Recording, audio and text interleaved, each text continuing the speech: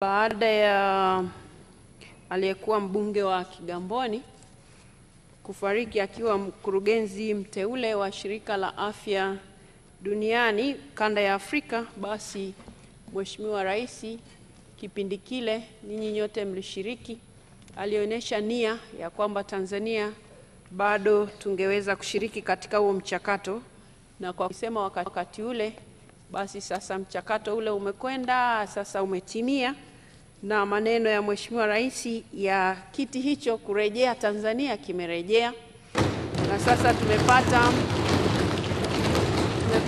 mkurugenzi wa Shirika la Afya Duniani kanda ya Afrika, Profesa Mohamed Yakub Janabi. Mheshimiwa wabunge, pamoja na kumpongeza sana kwa hatua hii ambayo ameifikia na kumtakia kila laheri, tutapata nafasi ya kumpongeza sawasawa atakapokuja hapa bungeni tutakapomtangaza kama ambavyo tumekuwa tukifanya hivyo huko nyuma. Lakini kipekee kabisa ni shukuru timu yote ikiongozwa na Mheshimiwa Waziri wetu, Mheshimiwa Waziri wa Afya, Mheshimiwa Jenista Mhagama, na wote kwa kweli walio, lakini pia waziri wetu wa mambo ya nje na ushirikiano wa Afrika Mashariki, na wote kwa kweli, wote na Watanzania wote, kwa sababu wengi walishiriki kwa hali, wengi walishiriki kwa hali, wengine kwa maombi, kwa kila mmoja ameshiriki. Lakini hawa viongozi nimewataja kwa sehemu tu ili tuone kwamba wote kwa kweli tumeshiriki. Wako wengine waliungana naye Mheshimiwa Rais katika kusafiri na Mheshimiwa Profesa Janabi kwenda kwenye kampeni kwenye nchi mbalimbali. Kwa hiyo hao nao tunawashukuru. Lakini wengi mlifanya maombi ili jambo hili liende sawa sawa, asanteni sana. Lakini sasa waheshimiwa wabunge, hapa nimemtaja Mheshimiwa Rais, na yeye tutumie fursa hii kama Watanzania kumshukuru sana kwa nguvu aliyoweka katika kuhakikisha kiti hiki ya Tanzania kwa mara ya pili. Kwa tunampongeza sana Mheshimiwa Dr. Samia Suluhu Hassan kwa hatua hii, lakini pia tunamshukuru sana kwa kujitoa kwake yeye binafsi.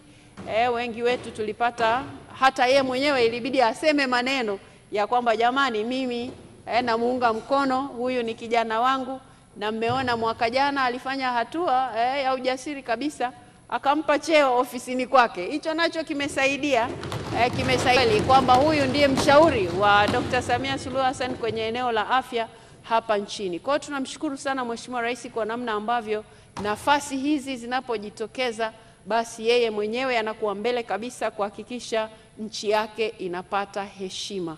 Tunamshukuru sana kwa kazi hiyo. Na waheshimiwa wabunge, naamini siku tutakapokuwa tukisikiliza hapa hotuba ambayo itakuwa inaletwa na Mheshimiwa Waziri wa Mambo ya Nje na Ushirikiano wa Afrika Mashariki, naamini tutapata pengine orodha hapo ya kuonyesha nafasi mbalimbali ambazo zimepatikana katika kipindi hiki Dr. Samia Suluhu Hassan akiwa rais, kwa sababu ya mahusiano aliyoweka vizuri kabisa kimataifa, kushirikiana na serikali za nchi nyingine, lakini kushirikiana na marais wenzie, basi inaturahisishia vyeo hivi kuendelea kuja hapa nchini. Na nimesema kwamba atatutajia Mheshimiwa Waziri, kwa sababu hata mimi ningeanza kuorodhesha hapa, sina uhakika nitavipata vyote, lakini kwa sababu tunayempongeza hapa yuko kwenye eneo la afya, Profesa Janabi. Lakini hapo Muhimbili, miezi michache iliyopita pametoa pia mkurugenzi wa masuala ya tiba ama inaitwa afya kule Umoja wa Afrika AU, inaongozwa na Mtanzania pia. Kwa hiyo tunafanya vizuri, na nirejee tena kauli yangu ya kwamba tusijidharau. Watanzania tunafanya vizuri, na haya yote yanaendelea kupatikana si kwa bahati mbaya, yanapatikana kwa sababu ya mambo mazuri yanayofanyika hapa nchini, ikiwa ni pamoja na eneo la utawala bora. Kwa hiyo mlishike hilo.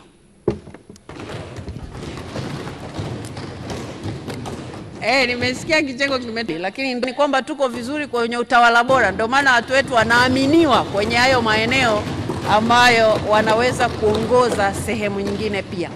Mheshimiwa wabunge, kwa sababu hili jambo tutalirejea atakapokuja mheshimiwa, naona nimekazana sana kumuita mheshimiwa, itakuwa anaelekea huko Profesa Mohamed Janabi atakapokuja hapa, tutafanya hiyo kazi kwa ukamilifu zaidi.